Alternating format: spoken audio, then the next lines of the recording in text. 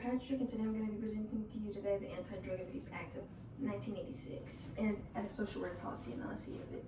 So the background of the Anti-Drug Abuse Act was basically during 1986, this was a very heightened time period for America of drug use, specifically crack cocaine, and following this, it was the death of basketball star Len Bias, who died of a crack cocaine overdose. He had just gotten jumped to the league and then he died. So because of the intense media coverage of his death, unfortunately that led to the crack epidemic and to the war on drugs. And so almost immediately after his death, Congress initiated the Anti-Drug Abuse Act of 1986. So during the 1980s is a very crucial time for America. The social climate today was very conservative, very Republican, such as, for example, President Reagan during that time. A lot of people agree with, he had declared the war on drugs after the basketball star's death. And so leading up after that, the media sensationalized the crack epidemic and made it more so focused on criminality in Black and brown communities rather than the socioeconomic side of it. And so the media often used racially charged language and imagery that associated crack use with low-income Black and brown neighborhoods.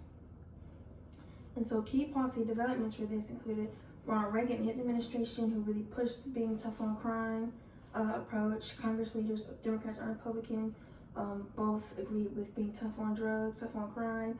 Law enforcement agencies, local and statewide, they also wanted expansion of their authority and their resources, so they were heavily pushing for being tough on crime so they could gain more money and resources. Also, media outlets such as NBC, Fox, CNN, NBC, things like that, they amplified the fears of crack epidemic due to biased reporting. And so the policy objectives and the goals were mainly to reduce trafficking of drugs, to mandatory penalties for anyone who's caught trafficking drugs, deterring drug use because by placing criminal consequences on it. So basically, if you were a non-addict, you could be criminalized for that. Removing drug use from communities, allowing federal commitments to combating drugs, so federal agencies and commitments to combat drugs, and allocating resources for drug enforcement, prevention, and treatment, which there was little of in prevention and treatment. So when we look at this through a social work lens and the values and ethics of social work, the policy is extremely conflicting. In social work, we value dignity and worth of all people, including people who are struggling with addiction. Social justice and equitable treatment is heavily advised under the law. The importance of evidence-based interventions rather than criminality, self-determination and rehabilitation over being punitive, and addressing root causes rather than the symptoms of the root cause. Because you can address symptoms, but the problem's still going to be there. So the way this was implemented into the Reagan administration there was the Department of Justice and the Drug Enforcement Administration, who today still runs and combats drugs. The Federal Bureau of Prisons, who also increased incarceration for people who are Black and brown who were using drugs and dealing drugs. Department of Health and Human Services, which honestly had little involvement in the prevention and intervention of drug use and drug dealing, and also state and local law enforcement agencies gained incentives through committing to combat drugs. So after October of 1986, a lot went into effect. There were mandatory minimum sentences for as little as 5 grams of crack cocaine that would turn into federal cases. There was more funding for local and state law enforcement, increase in prison constructions because they were anticipating they were going to have a lot of people locked up, so they built a lot of prisons. There was also limited prevention and treatment programs that were established. It was more so punitive based. And so there were a lot of blockages to rehabilitation, such as disproportionate funding. There was more funding for punishment rather than there was treatment of the problem, prevention basically.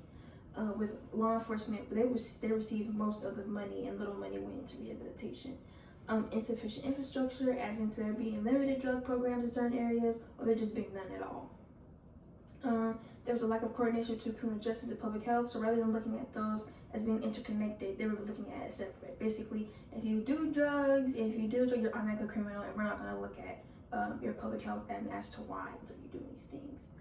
There's also political pressure for certain agencies to combat drugs. As example, federal funding. If you didn't make the commitment, you would lose a lot of funding for that. And so there were lots of impacts and outcomes. A large impact outcome obviously is a large imprisonment of Black and brown people, which almost tripled between 1986 and 2000. Also creation of the 100-to-1 ratio, which basically if you had 5 grams of cocaine, that was looked at if you had 500 grams of cocaine, that was looked at as the same as 5 grams of crack. So you could get the same punishment for just this much. Obviously, the Black community was devastated with mass incarceration, primarily of young Black men, disruption of family structures, and prolonged parental absence due to maybe a parent being an addict or a parent dealing drugs and a parent going to jail. And also, it created a large population that was formerly incarcerated, that now when they get out, they face barriers with living, gaining a job, voting, all these things like that. So you really just release these people into the world with no guide. And so when we evaluate these and look at their effectiveness, there was a really large failure on what the goals of this were. When you look at, so the methods used to quantify the effectiveness of it was the statistics of drug trend use, incarceration rates, cost-benefit analysis, and public health outcome measures. In almost every area, the policy failed to demonstrate success. The drug rates remain pretty much stable, despite they keep increasing incarceration. The drug rate did not go down. The price and purity of drugs indicated that there was still an availability. People can still have access to these strong and powerful drugs.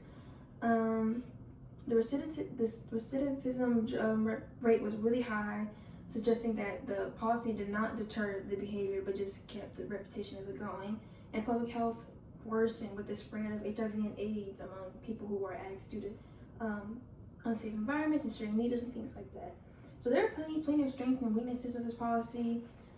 There are lots of strengths in this policy, which little did it have. It brought national attention to drug use. It eventually led to more funding for prevention and rehabilitation, and it also created a framework that helped provided kind of a structure for reforms for drug policies.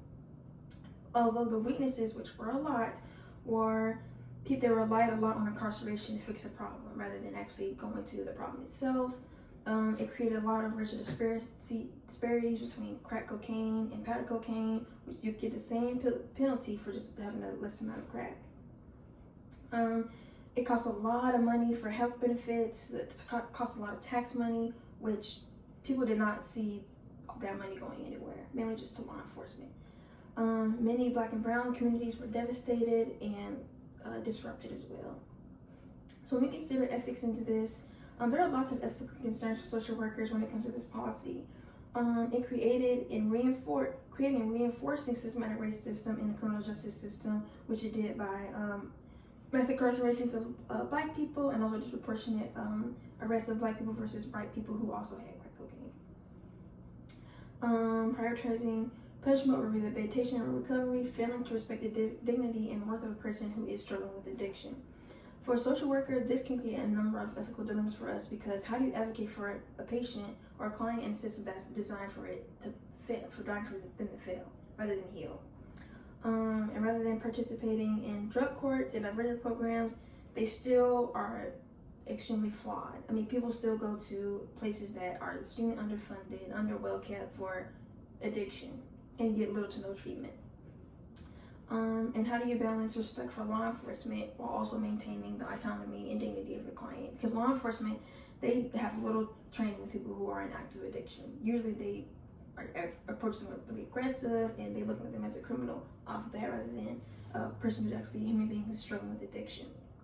So recommendations that I would do to change this policy, I would do the complete elimination of sentencing, the complete elimination of disparity in sentencing for crack and cocaine, and building on the Fair Sentencing Act that was placed in 2010 by Obama, the reallocation of federal funding for to evidence-based clinics, treatment, rehabilitation programs, and also putting more money in individuals' pockets so they can help rebuild themselves socioeconomically instead of having to revert back to selling narcotics.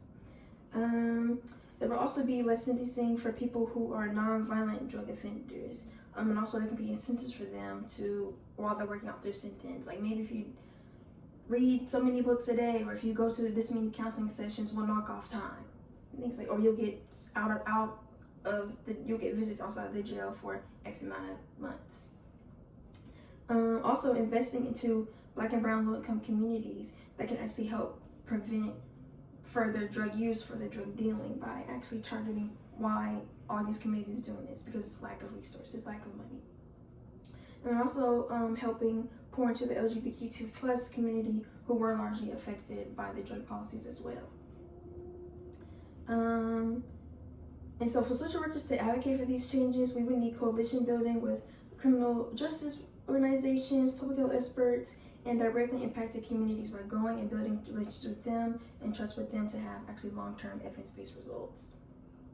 We can also provide testimonies at legislative hearings to actually get one-on-one experiences to make it more real for people, and also documenting the impact that these have on actual real human beings that live day-to-day lives, and how ethics impact the clients. We will also engage stakeholders by emphasizing shared values across political perspectives. Like no matter if you're a Democrat or Republican, there are some things that you can just universally agree on, including fiscal responsibility and cost effectiveness, family preservation, community stability, evidence-based approaches to public safety and redemption, and second chances to people that do offend. And so the Drug Abuse Act of 1986 really tells us a cautionary tale about what not to do in the case of a public health epidemic, rather than focusing on being punitive and punishing an individual which has the evidence that it does not work long term, and people are more likely to go to jail, come out, or reoffend, and then come back. It's better to go to the root problem, pour resources and money to these communities, and actually see that this evidence, it works, and it will rebuild the community.